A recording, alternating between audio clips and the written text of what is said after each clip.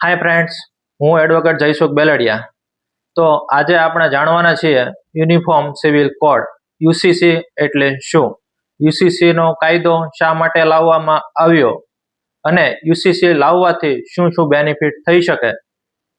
તો આ યુસીસી નો કોન્સેપ્ટ ભારતીય બંધારણની કલમ 44 મુજબ એનો ખ્યાલ આપવામાં આવેલો છે. તેમાં એક સરખા સમાન નાગરિક કાયદા હોવા જોઈએ તેનો તે બાજુ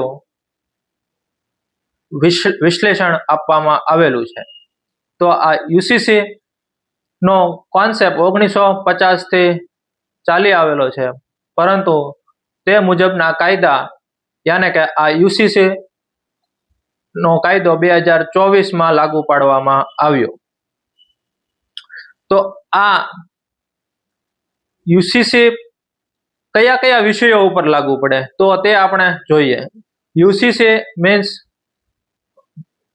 જે મેન કોન્સેપ્ટ છે તેની ઉપર લાગુ પાડવામાં આવ્યો, જેવા કે maintenance, marriage, divorce, adoption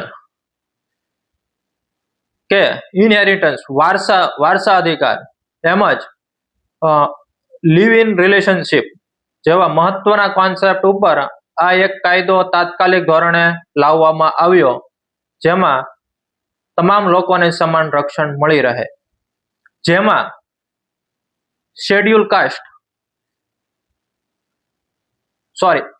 tribe આદિવાસી સમાજને આ કાયદામાંથી મુક્તિ આપવામાં આવી છે, માટે કે તે લોકોની પરંપરા જળવાઈ રહે. તો એક સારો કોન્સેપ્ટ છે. તો હવે હાલની સ્થિતિ શું હતી યુસીસી પહેલા દરેક ધર્મ માટે અલગ કાયદો હતો.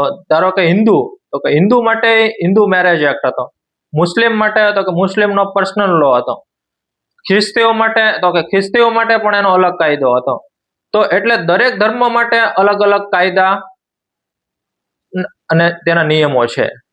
તો તેને લીધે નિયમોમાં કોમ્પ્લિકેશન આવતા, તો એના માટે ભારત સરકારે એક યુનિફોર્મ સિવિલ કોડ અસ્તિત્વમાં લાવ્યા કે સમાન કાયદો સમાન રક્ષણ.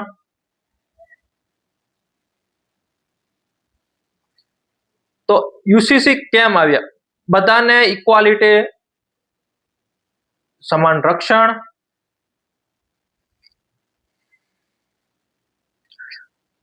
મહિલાઓના અધિકારો ખૂબ મજબૂત થશે, કાયદો સરળ બનશે, સ્થાયી બનશે, તમામ વ્યક્તિઓના અધિકારો મજબૂત બનશે.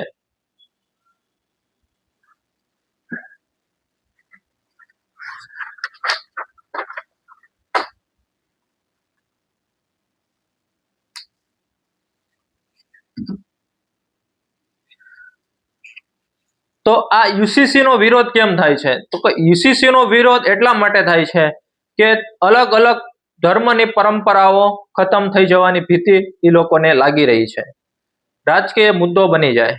તો આવા ઘણા કોન્સેપ્ટ અલગ અલગ પણ હોઈ શકે.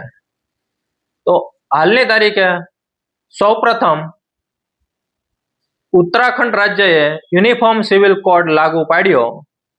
ત્યારબાદ 24 માર્ચ 2026 ના રોજ ગુજરાત સરકારે સેકન્ડ રાજ્ય છે કે જે યુનિફોર્મ સિવિલ કોડ લાગુ પાડવાનું રાજ્ય બન્યું.